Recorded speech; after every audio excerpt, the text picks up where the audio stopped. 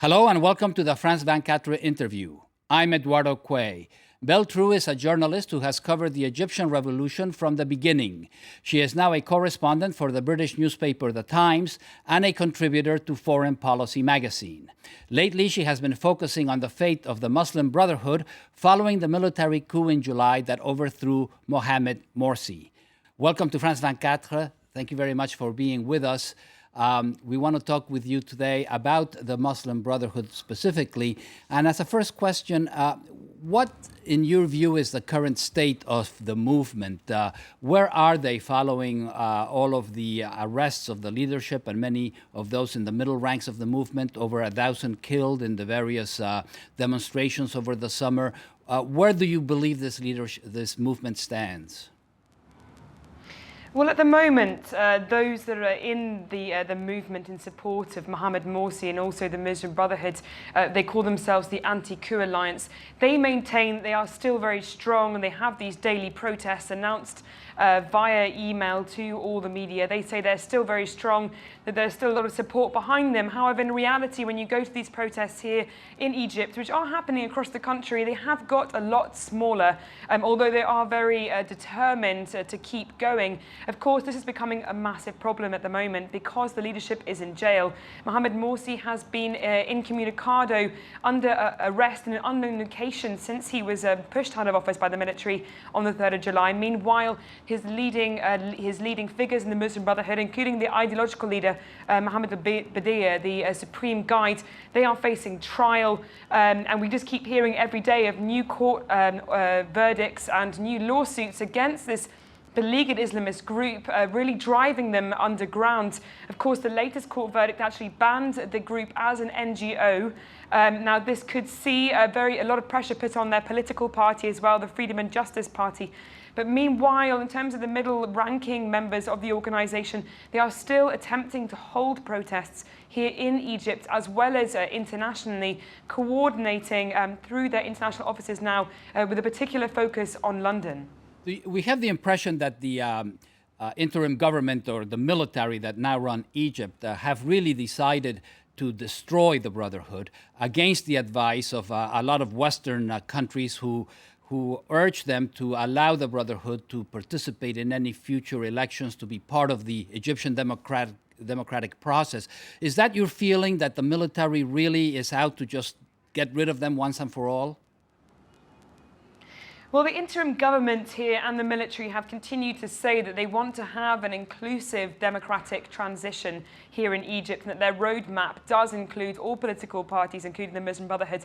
But in reality, in terms of what's happening on the ground, that doesn't seem to be the case. Like I said, of course, the leadership has been rounded up. There have been hundreds, if not thousands, of arrests since Mohamed Morsi was pushed out of office. In addition, of course, we've had the very bloody crackdowns on the citizens here in the capital, as well as several raids into a number of towns which were kind of Islamist strongholds, in particular in Delga, in Kurdassa.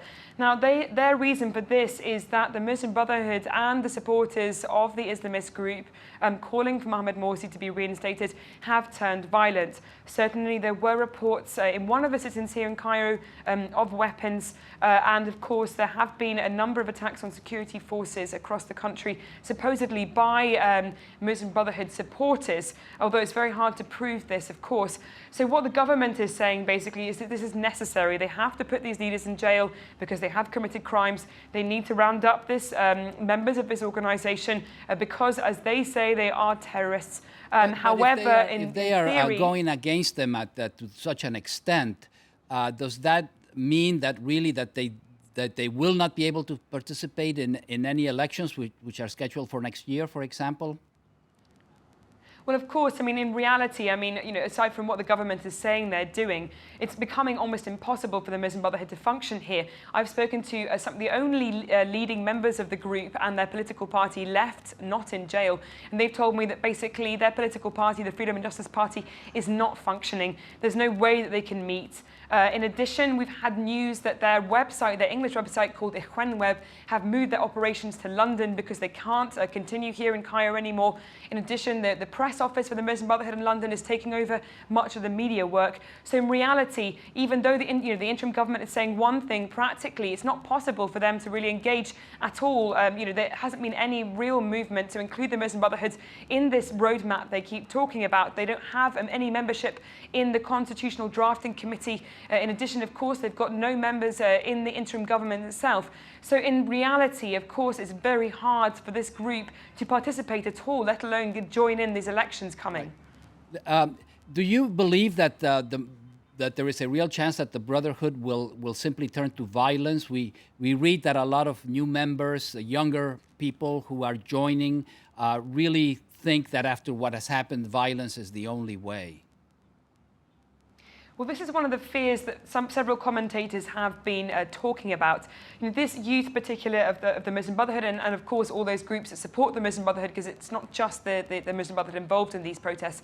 They have lost many friends, family members. Hundreds were killed in this very violent dispersal of the two sit-ins, and this is pushing them, to be more than determined than ever. There have been recorded instances of these people using weapons across the country, and the fear is this is just going to radicalize the youth as they are pushed further underground. We're starting to see a number of attacks on the government in these kinds of explosives. The Interior Ministry was subject to one particular attack, in particular, in addition to a number of bombs happening on transport systems. So people are fearing this is where Egypt's going.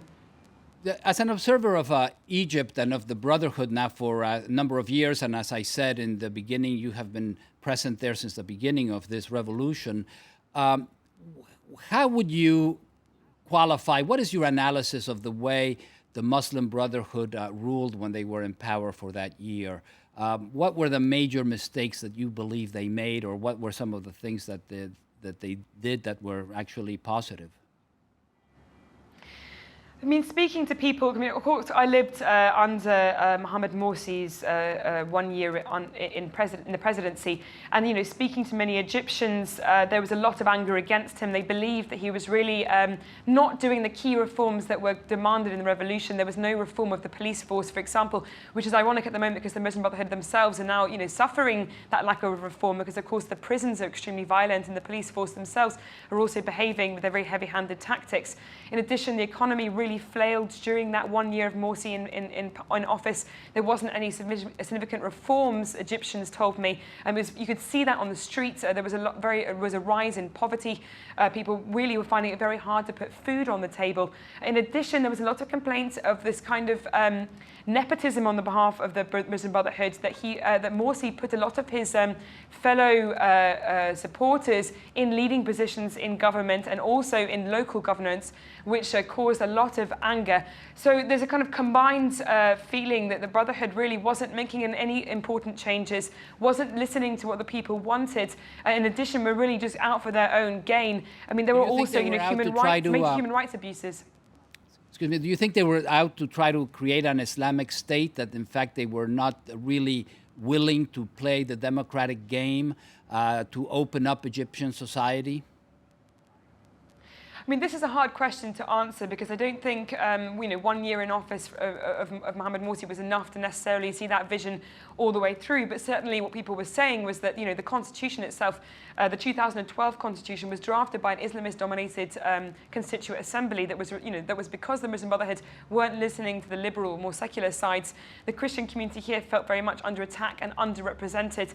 In addition, people were seeing a lot of Islamic figures in the parliament and in the upper house of parliament. So certainly there was a lot of complaints of people saying that Egypt was becoming more Islamic to the detriment of the very important Christian communities, and that certainly Mohamed Morsi didn't really appear to offer a hand to the opposition, which are the more liberal, more secular forces. So certainly it did begin to feel like Egypt was heading more in that way. But to be honest, in terms of political Islam, for example, there was a rise here in Egypt. We saw a lot of very hard lines, super conservative Islamist political parties like the Noor Party, the Salafists, gaining a lot of support. So it wasn't necessarily just the Muslim Brotherhood who were pushing Egypt that way. But certainly, there was a lot of criticism of Morsi for that kind of vision. The Salafists have been strangely quiet, haven't they?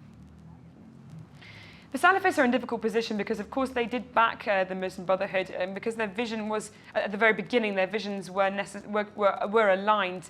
Now they're sort of keeping a sort of back seat at the moment and almost observing the situation. They haven't taken any positions in government, which many people read as basically them deciding not to take responsibility for the mistakes that might be made, but still having the power to, veto decisions.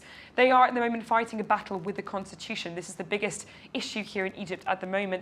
The Salafis themselves want to see a more Islamic constitution. They're worried that the key articles related to Islam here and Egypt as a state are going to be removed. They want to keep that kind of Islamic lilt to the constitution very much in there.